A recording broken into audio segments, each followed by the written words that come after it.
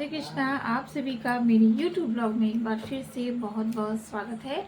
आज की वीडियो में हम लेके आ गए हैं कि धनतेरस के दिन हमें क्या सामग्री खरीदनी चाहिए जिससे कि माँ लक्ष्मी का आशीर्वाद हमारे जीवन में खुशहाली बनकर आए। तो इसी को लेकर हम आज का वीडियो अक्षर ब्लॉग आपके सामने लेके आए। अगर आपको मेरी जानकारी अच्छी लगे तो मेरी वीडियो को लाइक करें। देखिए कि धनतेरस का दिन ऐसा दिन होता है कि जिस दिन लोग माँ लक्ष्मी का साक्षात ब्रह्मलोक से आगमन होता है, धरती पर विचरण करने आती हैं। और धनतेरस के दिन यदि हम लोग इन चीज़ों का ध्यान रखें, कुछ बातों का ध्यान रखें, हम जो भी सामग्री है वो लेकर आएँ तो लक्ष्मी माँ प्रसन्न हो जाए। तो इस तरह से हम वो सामग्री जो है इस आज के वीडियो में आपको बताने वाले हैं कि वो सामग्री कौन कौन सी है। तो चलिए वीडियो को करते हैं शुरू। देखिएगा, धनतेरस का त्यौहार जो होता है वो साल में एक बार आता है और हर कोई ये चाहता है कि वह कुछ ऐसी चीज़ खरीदे कि उसके पूरे साल उसके घर में सुख समृद्धि बनी रहे। तो ऐसी कुछ चीज़ें हैं, कुछ वस्तुएं हैं, मैं आपके सामने बताना चाहती हूँ। तो चलिए वीडियो को शुरू करते हैं। तो सबसे पहले हम लोग ये जान लेते हैं कि धनतेरस कब है, किस दिन है। तो धनतेरस जो है वो 18 अक्टूबर शनिवार के दिन मनाया जाएगा और इस दिन धन्वंतरी भगवान की पूजा की जाती है। हम सभी लोगों को इस चीज़ का पता है। इस दिन माँ लक्ष्मी का आगमन होता है, लेकिन धन्वंतरी जो भगवान है उनकी पूजा की जाती है और घर के बाहर दीपक जलाया जाता है। तो आइए वो क्या कौन कौन सी वस्तुएं हैं उनके बारे में जान लेते हैं। नंबर एक तो बर्तन।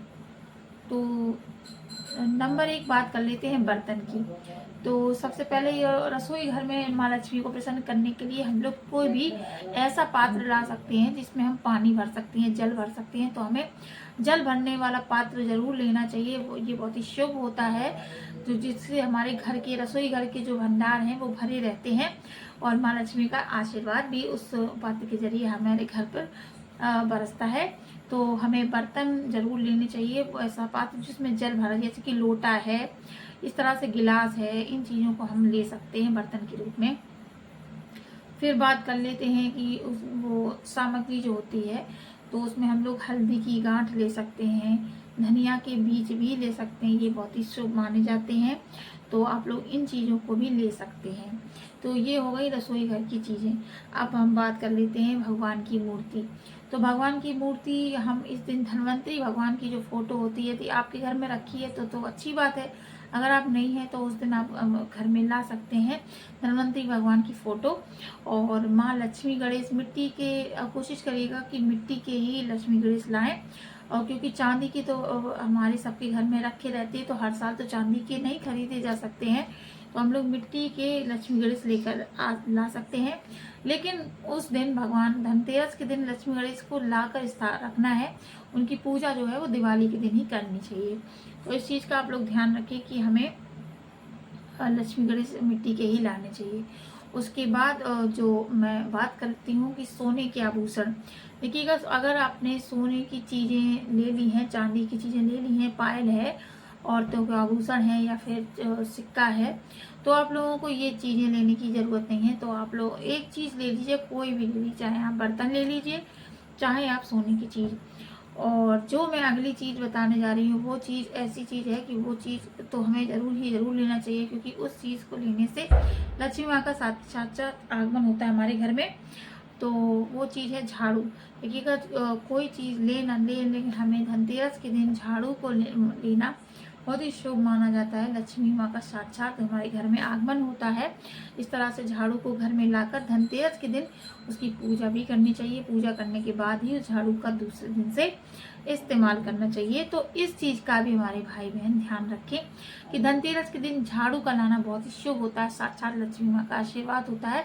हमारे घर में झाड़ू का आना लक्ष्मी माँ का प्रवेश के बराबर माना जाता है।